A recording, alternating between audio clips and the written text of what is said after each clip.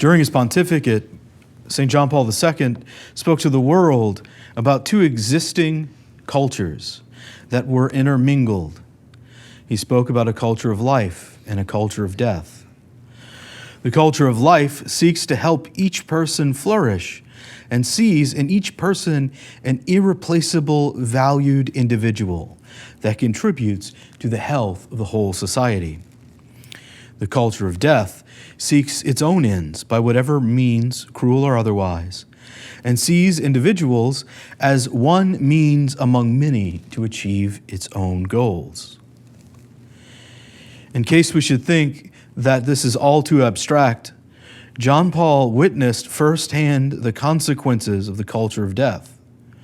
The Second World War, with all of its horrors, treated good men like the bullets they fired. They were replaceable weapons to be thrown at the enemy for the sake of victory. Likewise, the death camps of the Second World War and the communism that took over his native Poland turned men and women into replaceable cogs to run the state for the sake of progress. John Paul saw all of this and realized that it was part of a pervasive culture of death. However, he was not hopeless. In the United States of America, he saw a particular genius.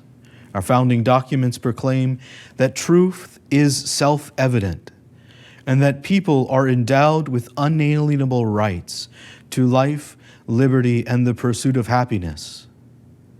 With better and worse results throughout the ages, the people of our new country promoted a culture of life that had the potential to see the unique value of each person.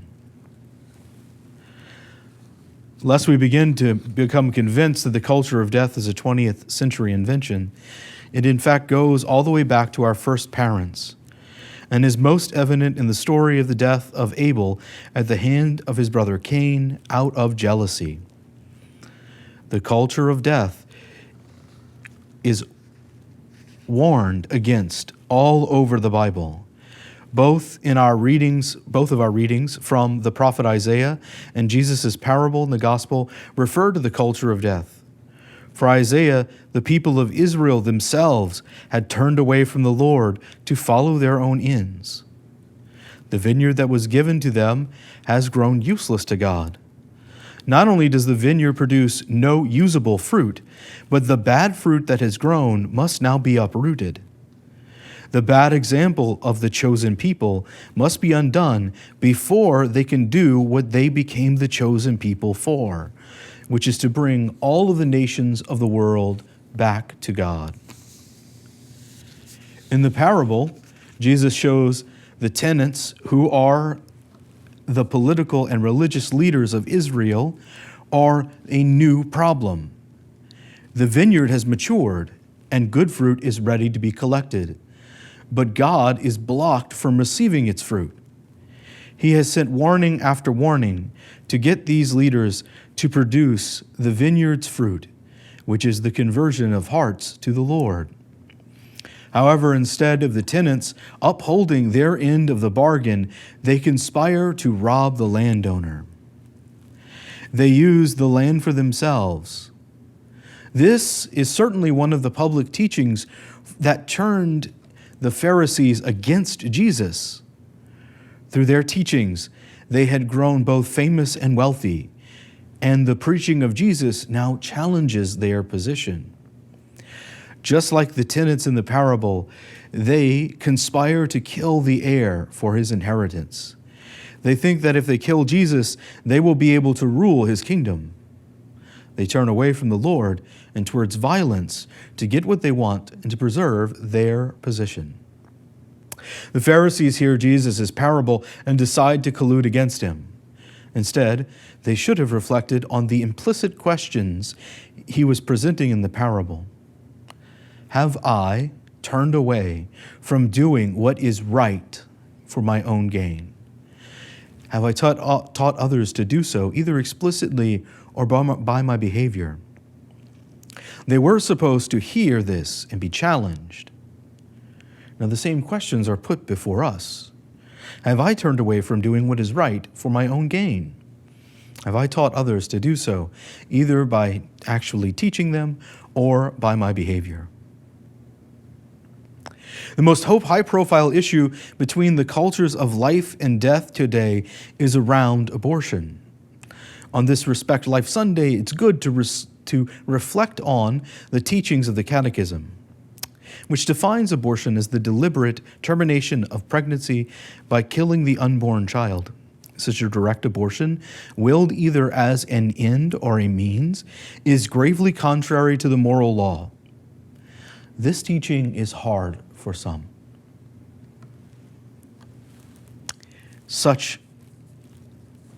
And needs to be wrestled with. It is uncomfortable, it is shameful or painful for many others. It causes controversy and elicits passion from all of us. The clear and ancient teaching of the Catholic Church is that abortion is an objective evil and thus can never and under no circumstances be good or done well. For those who have been touched by abortion, it is deeply painful and isolating.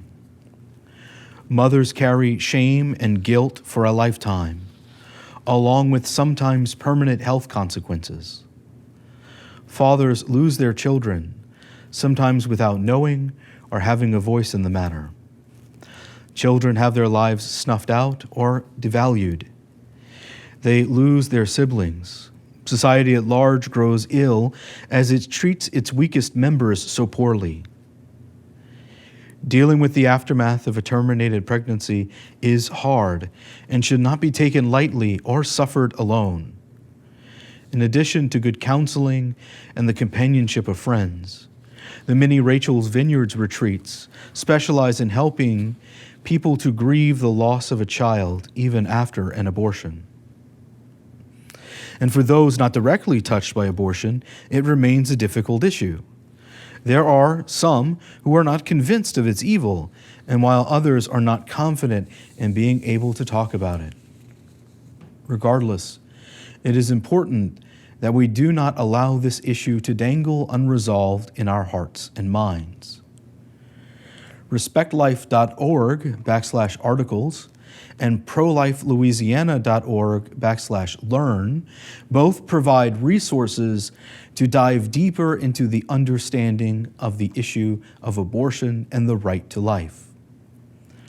Most challenging of all is the conversation with little ones, our children who have not yet learned of the violence being practiced all around them the world over. This weekend is a difficult but important opportunity to teach our next generation about the culture of life, the value of the human person, but also the great darkness that can live inside of the hearts of human beings. We have a unique opportunity coming up. On November 3rd, Louisiana voters, in addition to voting on the next president, will be asked to vote on the Love Life Amendment. This amendment will add, to protect human life, nothing in this Constitution shall be construed to secure or protect the right to abortion or require the funding of abortion. In the Louisiana State Constitution. Louisiana leads the nation in protecting the right to life. And with this vote, we will have the opportunity to say to the nation and to all of history that abortion is neither a solution that Louisiana wants, nor is it good medicine. We have the opportunity to build the culture of life and win a healthy future for those who follow us.